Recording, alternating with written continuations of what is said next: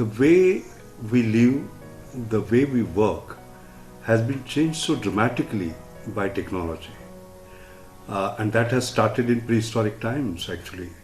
If the printing press, which I would consider as one of the greatest innovations, had not come, dissemination of information to people would have been impossible. The breakthroughs on antibiotics, for example, something like penicillin, which again extended the lifespan of people, that has been remarkable. Internet. Today, people, rather than becoming citizens, are becoming netizens. Half of humanity is sort of connected today. What is also exciting, since you asked about excitement, are the disruptive technologies that are coming in.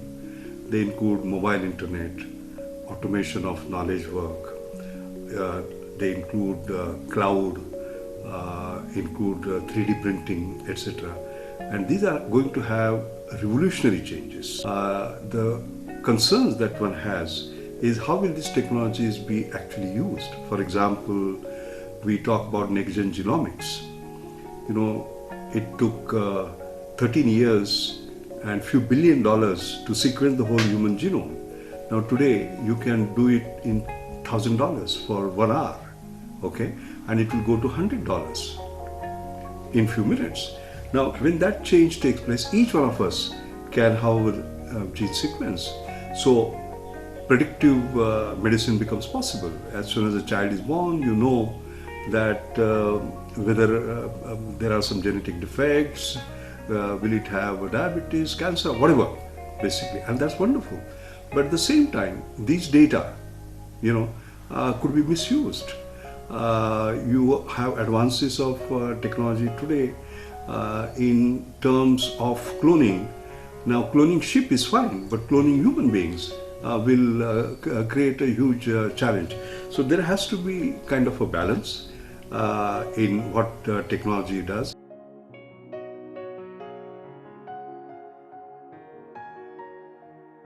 I think the important part that we have to understand is that with advances of technology, the costs keep on coming down dramatically. For example, mobile.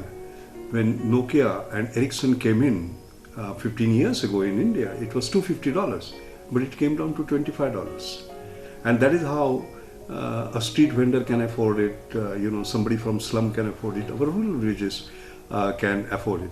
So affordability and scale are going to go hand in hand, so as to say. And therefore, to bring the benefit of technology to the largest number of people in the world, I think affordability has to be spelled in capital letters, and then scales will automatically follow. I have always been talking about affordable excellence, because normally when something is affordable, people say it can't be excellent. Something is excellent, people say it cannot be affordable. No, you can actually create it. In my mother's name, for example, I have created what is called as Anjani Mashelkar Inclusive Innovation Award. It was won by a young man, 28-year-old, Mishkin Ingavale, a couple of years ago. What did he do? He found that women in villages were dying out of anemia. And he said, I can understand why people die of cancer, but why die of anemia? He found that they were reluctant to give the blood. Okay? So he said, all right, without taking blood out, I will detect the hemoglobin detecting device that is non-invasive. You put it around finger and you know what is hemoglobin. And by using very sophisticated technology, photoplethysmography and very sophisticated software for photon scattering, etc., he created what is called as Touch HB.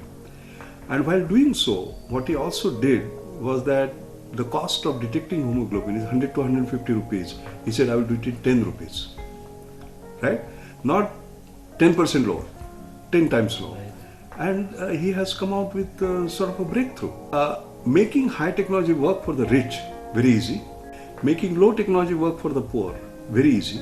But making high technology work for the poor is the issue. And that is where India excels in.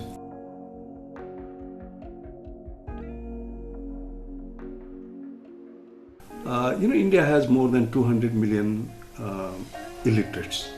How can we be a developed country by 2020? if those illiterates remain illiterate? We can't be. So we have 5 years to go. Within 5 years, can we make entire India literate? Answer is yes. By what? By use of technology. How? Mr. Kohli of Tata Consultancy Services has created what is called as computer-based functional literacy, CBFL, by which what he is able to do, he is able to make a poor woman in a village read a newspaper in just 45 contact hours. And the trick that he has, the technology that he has, is one where words are recognized as pictures. The entire Medak district was made literate. While I was in World Bank speaking in 2007, I talked about this, and President Wolfowitz of World Bank was in the audience. And I told him, I said, sir, 800 million illiterates are there in the world. You can remove the illiteracy of the whole world in 5 years, $2 per person, all right? $1.6 billion. So what we require is the power of such a technology needs to be combined with policy. Then only it can disseminate, then only it can scale.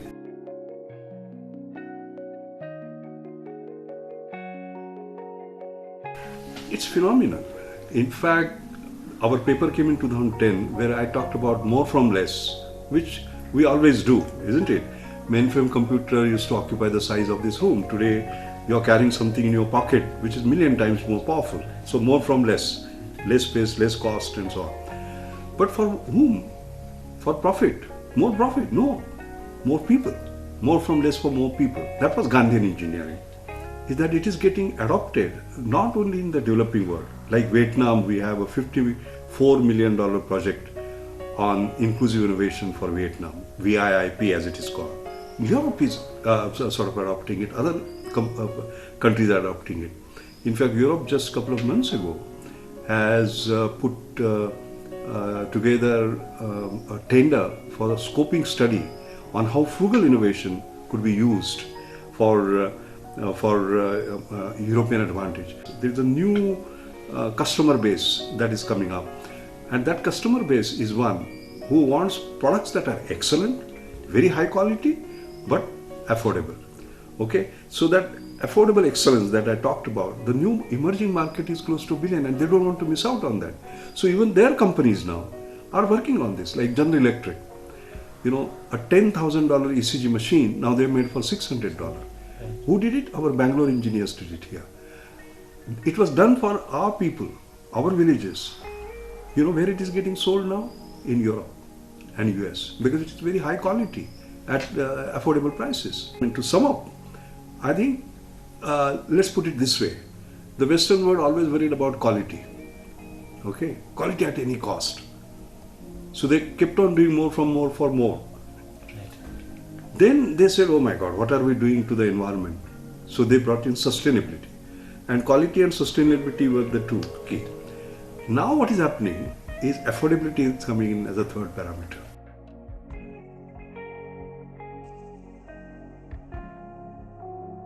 I give the example of a poor street vendor, 75, 80-year-old.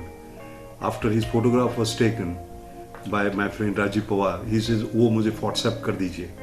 You know, that is the penetration that we have, as a matter of fact. So I think as long as technology is made affordable, and scales will automatically follow. Like for example, the advent of 4G. The announcement that has been made for 4G is that the handheld device will be just $60, and per month the outgo will be $6. That is affordable. We'll see that data, voice and video, you know, they will all go together and very affordably. I mean, one is talking about 100 million customers in 100 days. You can see the kind of penetration that is going to take place. So with access to such technology very affordably, you know, the way we do everything will change, including education, including health, including financing, banking, and so on and so forth. I mean, when we somebody was talking about the future banking, and I said, is there a future for banking? Because the way you and I will transact tomorrow through the mobile, can you imagine in rural villages? Africa is showing the way. Kenya, for example, 75 to 80% of the transactions there are through sort of mobile. And therefore, this will happen in India sooner rather than later. So I'm very optimistic about the possibilities of digital India happening sooner than we think it will.